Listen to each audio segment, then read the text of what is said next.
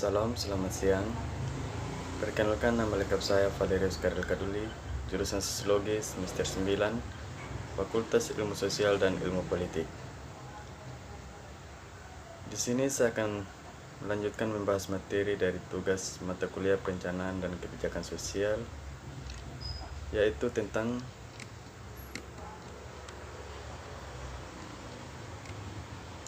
kesehatan dan pekerjaan sosial, praktik, kebijakan, dan riset. Pengantar kesehatan dan pekerjaan sosial. Sepanjang sejarah, pekerjaan sosial telah memainkan peran penting dalam perubahan perawatan kesehatan sistem pengantaran.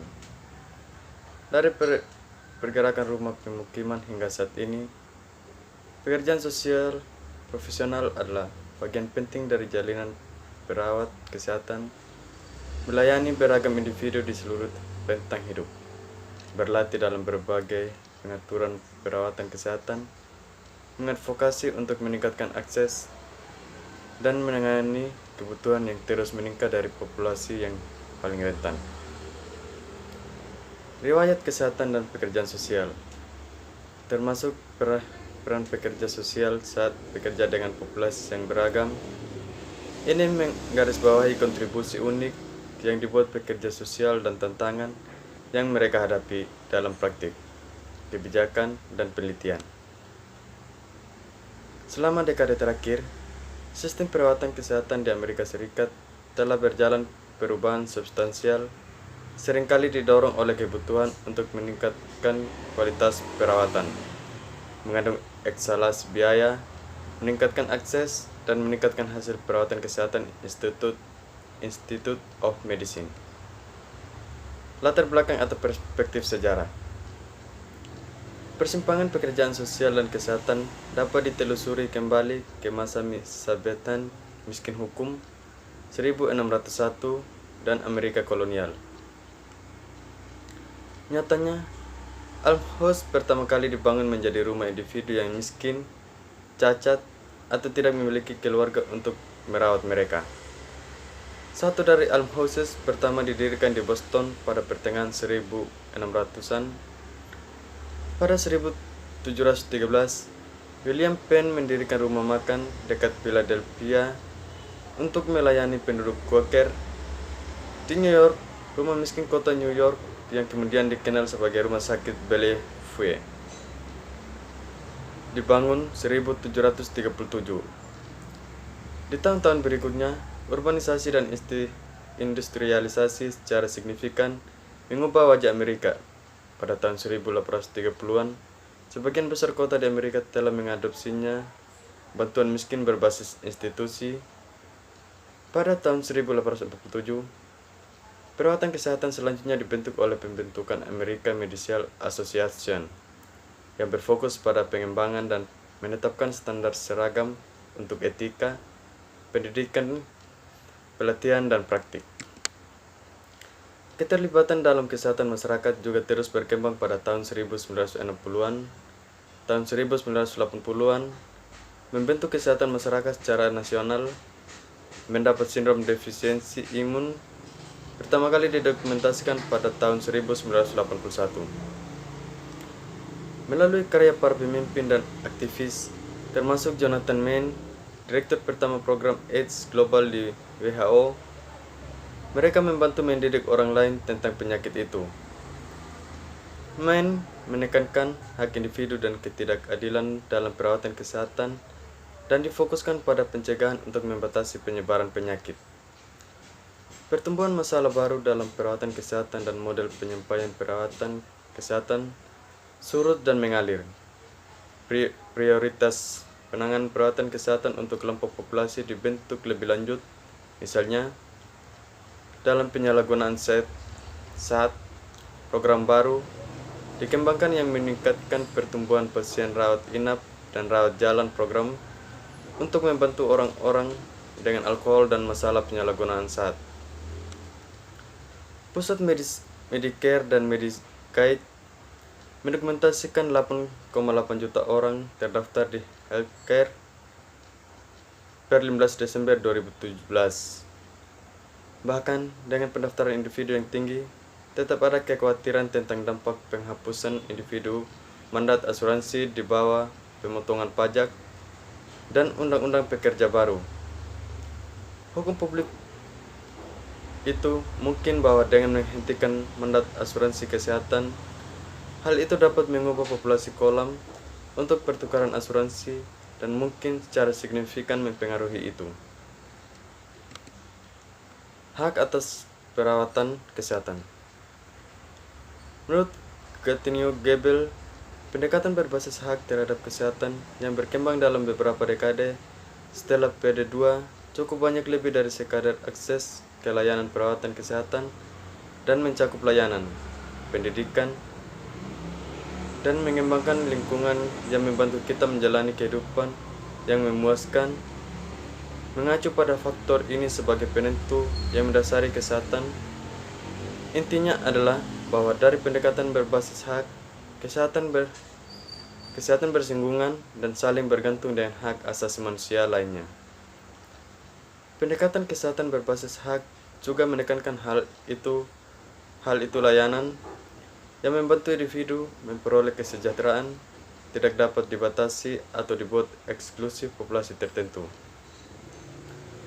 Pendekatan berbasis hak untuk menghargai proses tersebut menganjurkan agar masyarakat berpartisipasi dalam pengambilan keputusan terkait kesehatan di semua tingkat pemerintahan, fasilitas, barang dan jasa, untuk juga harus menghormati medis, etika, peka gender, dan sesuai budaya. Dengan kata lain, seharusnya begitu dapat berbasis hak dalam banyak hal, mirip dengan pendekatan pekerjaan sosial, karena pada dasarnya keduanya pendekatan adalah menghormati martabat dan nilai semua individu. Ada diskusi ekstensif di masyarakat saat ini tentang hak atas perawatan kesehatan, tujuan pembangunan berkelanjutan yang berlaku untuk dikembangkan sebagai serta negara berkembang membuat daftar salah satu tujuannya sebagai kesehatan dan kesejahteraan yang baik. Itu tujuan untuk memastikan hidup sehat dan mempromosikan kesejahteraan orang-orang di segala usia, sangat bermanfaat. Target khusus termasuk mengurangi kematian ibu dan bayi serta meningkatkan kehidupan harapan. Sebagai sebuah profesi, pekerjaan sosial memiliki sejarah dalam mengadvokasi dan memastikan hak asasi manusia dalam keadilan sosial.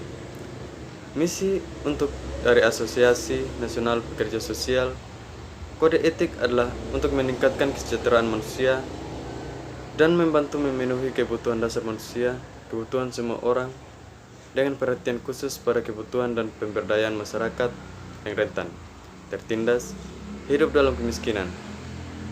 Pekerjaan sosial perlu diajak bekerja sama profesional, individu, dan komunitas lainnya untuk menghadapi ini dan mengatasi masalah seperti ketidakadilan dan perawatan kesehatan dan masalah akses dan keterjangkauan untuk semua orang.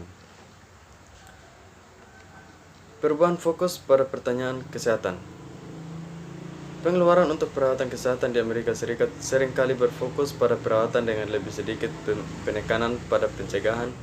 Kondisi kronis yang tidak dapat menular dan dapat dicegah dapat terjadi dikaitkan dengan lebih dari 75% dari 3,2 triliun yang dibelanjakan setiap tahun untuk perawatan medis, dengan hanya 3% dibelanjakan untuk pencegahan dan kesehatan masyarakat. Inisiatif baru telah menargetkan pengurangan biaya, pengembangan model perawatan baru, dan pencegahan. Untuk mengatasi tantangan ini, mengeksplorasi bagaimana memikirkan kembali investasi perawatan kesehatan. Hasil seperti harapan hidup, kematian bayi, dan indikator kesehatan lainnya, perbedaan ras dan etnis yang signifikan, hak atas perawatan kesehatan menuntut semua orang harus dapat menikmati keselamatan, kesehatan, dan kesejahteraan semaksimal mungkin.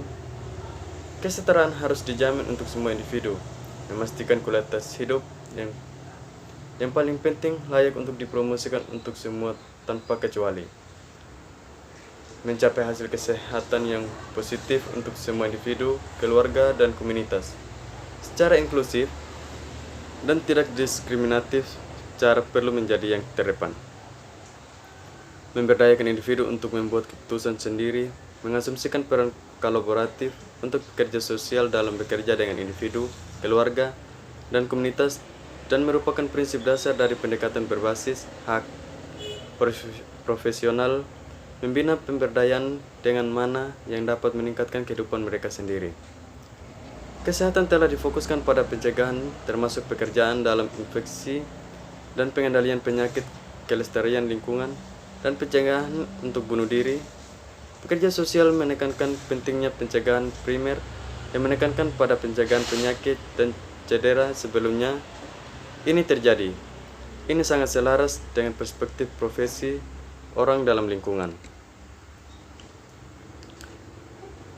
Kode etik kerja sosial. Karena pekerjaan sosial adalah profesi berbasis nilai, penting bagi pekerja sosial untuk melihatnya pada standar apa profesi telah dikembangkan untuk memandu kebijakan, praktik, penelitian di bidang kesehatan. Kode etik Asosiasi Nasional Pekerja Sosial memberikan kerangka kerja utama untuk praktik etis bagi pekerja sosial, meskipun Kode NAS tidak secara spesifik menyebutkan kata kesehatan. Nilai-nilainya dan prinsip dapat diterapkan pada praktik perawatan kesehatan. Semua nilai dan prinsip etika ini dimasukkan ke dalam praktik kerja sosial di bidang kesehatan. Para pekerja sosial secara terus-menerus mempromosikan misi keadilan sosial, berkomitmen untuk melayani semua orang yang membutuhkan perawatan kesehatan, terlepas dari kemampuan mereka untuk membayar, dan sering terlibat dalam inisiatif advokasi internal dan eksternal untuk memperluas perawatan kesehatan bermanfaat bagi semua. Semua pasien atau klien dapat pengaturan perawatan kesehatan tanpa memandang asal kebangsaan, etnis, usia, kecatatan, atau kelas sosial, ekonomi, diperlakukan dengan bermartabat dan hormat. Akhirnya, semua pekerja sosial di bidang perawatan kesehatan terus mencoba mengembangkan kompetensi mereka dengan memanfaatkan kesempatan pendidikan berkelanjutan dalam layanan atau eksternal untuk meningkatkan pengetahuan dan keterampilan mereka. Sekian dari hasil pembahasan materi yang saya bacakan. Terima kasih.